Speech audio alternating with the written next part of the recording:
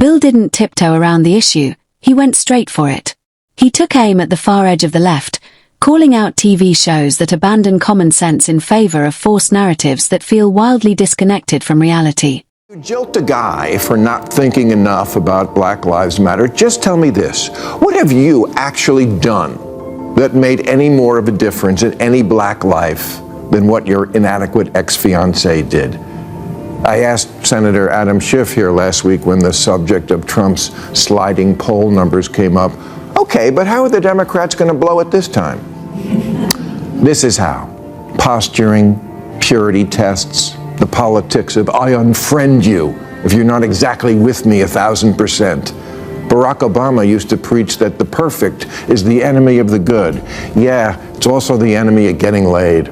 Bill didn't hold back on criticizing the extreme wing of the left, and it all centers on TV shows that have chosen to upend the norm by injecting ideas alien to common sense. Because if you're going to eliminate every 20-something who hasn't thought a lot about politics, you're going to be working from a smaller pool than roadies with no leg. The outspoken commentator unloaded on woke television for shoving ideology where storytelling used to be, and somehow made it hilarious.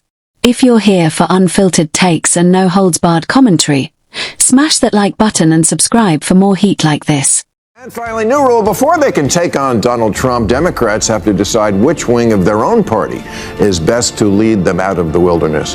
And when I say that, I'm sure you can all guess what recent incident in the news I'm thinking about. The season 8 finale of Love is Blind. Here's what happened. The bride, an impressive, attractive nurse named Sarah Carton, walked out on her dream wedding to sales consultant Ben Mazenga. They were at the altar, all dressed up, almost to the part where they eat cake and do the electric slide. When Sarah broke the news to her man that she just couldn't go through with it. Had he cheated on her? Abused her? Was he a folk-singing Irish vampire? No, it was because of Black Lives. The movement may not dominate headlines like it once did, but its aftershocks are still spreading. One of the most unexpected effects. It's creeping into people's private lives, especially relationships. Couples who once thrived are now breaking apart, not over trust or compatibility, but over ideological checklists. Some women are reportedly ending relationships because their partners fail modern political loyalty tests. In a moment, MR will break down how this mindset is tearing apart perfectly functional relationships. Let that sink in. This culture doesn't stop at politics or institutions. It seeps into love, rewires expectations, and destabilizes relationships from the inside out. Well, he had not done the work on this issue. When I asked him about it, he was like, I guess I've never really thought too much about it. And that's when Sarah realized she'd rather die alone.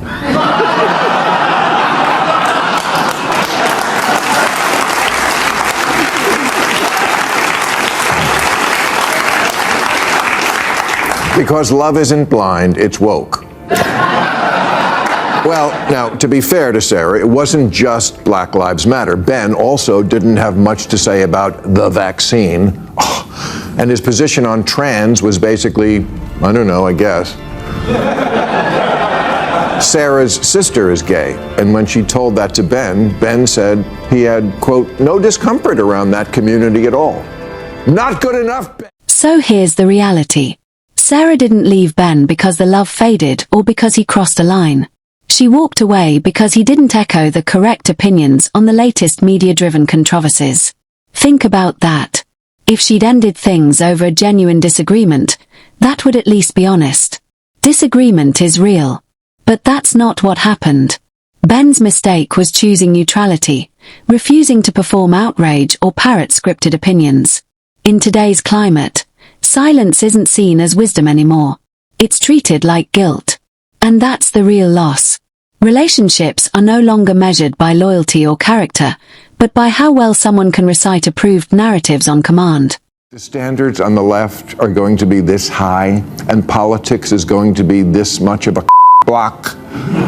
We're never going to win elections or have any more babies.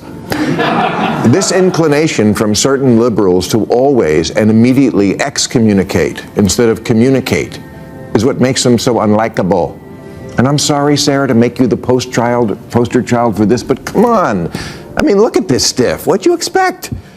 This is one of the biggest criticisms people have of the modern left. The purity standards never stop rising, and no one outside the inner circle can keep up. First, political disagreement became a deal breaker. Then came public symbols meant to label who's acceptable and who isn't. Now, even that isn't enough. Today, neutrality alone can get you disqualified.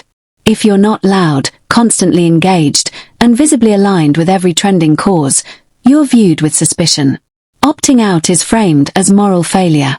This doesn't just shrink dating pools, it shuts people off from one another. Relationships become ideological screenings instead of human connections. Ironically, in the name of tolerance, conformity has taken over.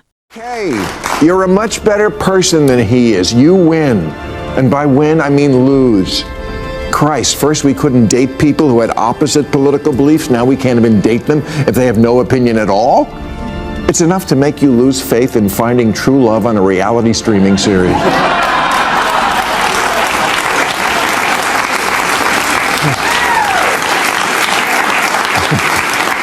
Because if you're going to eliminate every 20-something who hasn't thought a lot about politics, you're going to be working from a smaller pool than roadies with no leg tattoos. Maher hits the nail on the head. If we only commit to people who think, vote, and speak exactly like we do, society runs into serious trouble. When everyone locks themselves into ideological bubbles, the pool of potential partners collapses. Love stops being about mutual respect and shared life goals and turns into a political checklist. That's not how healthy communities survive. Historically, relationships thrived on differences, on balance, debate, and the ability to disagree without demonizing each other. Today's culture encourages isolation instead. Cut off anyone who doesn't align perfectly. The result?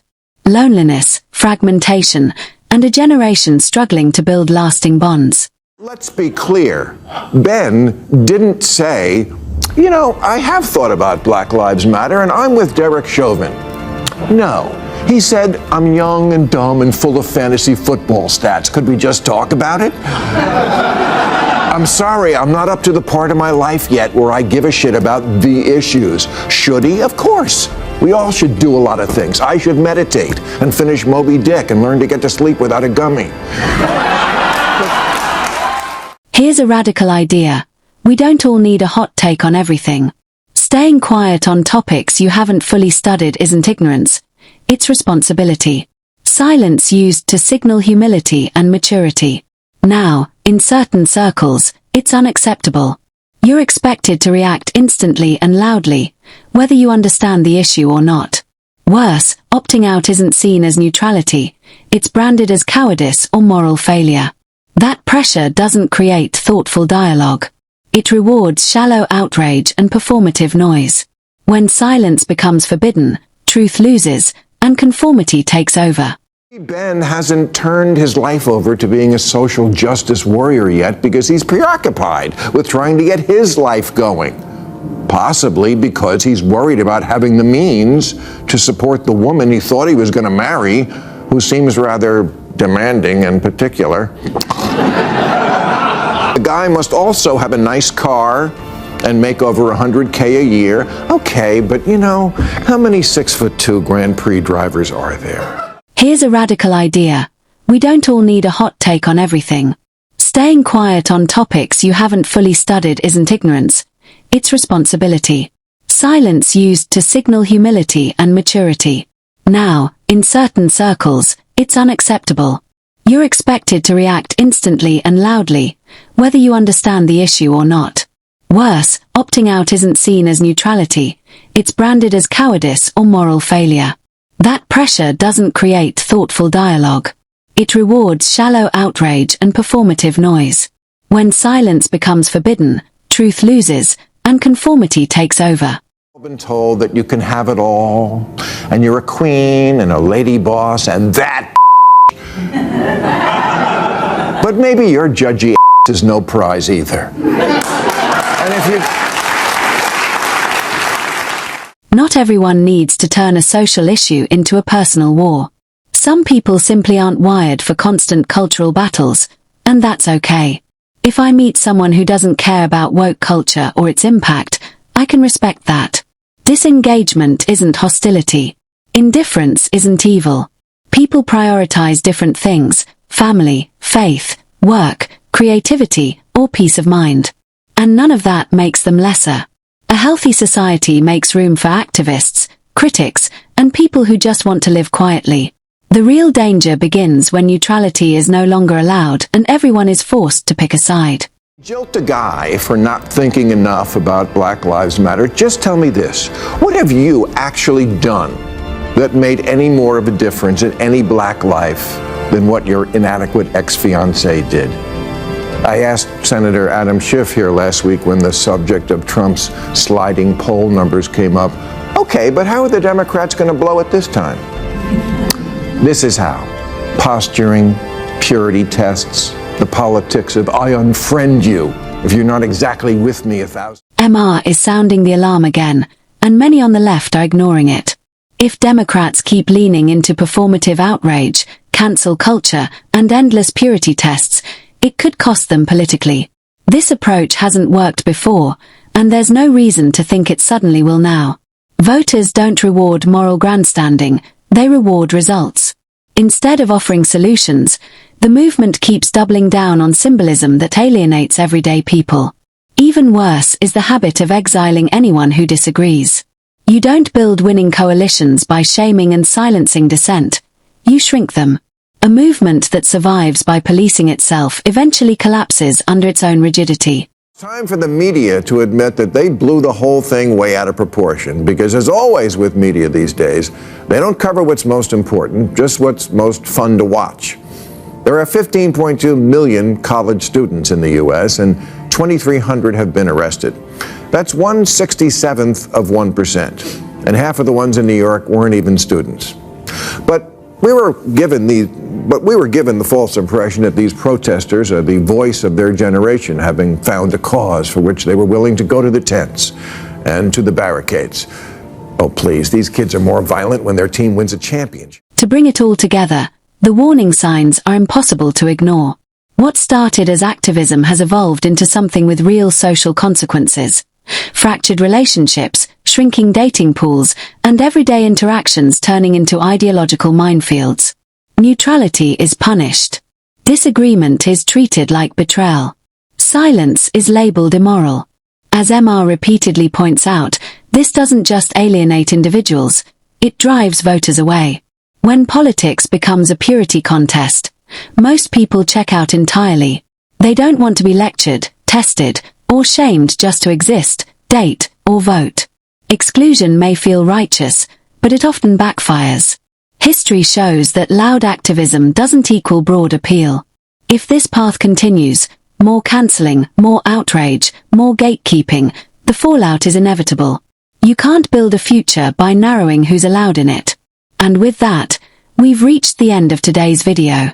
If you enjoyed it, hit like, subscribe for more content like this, and I'll see you next time.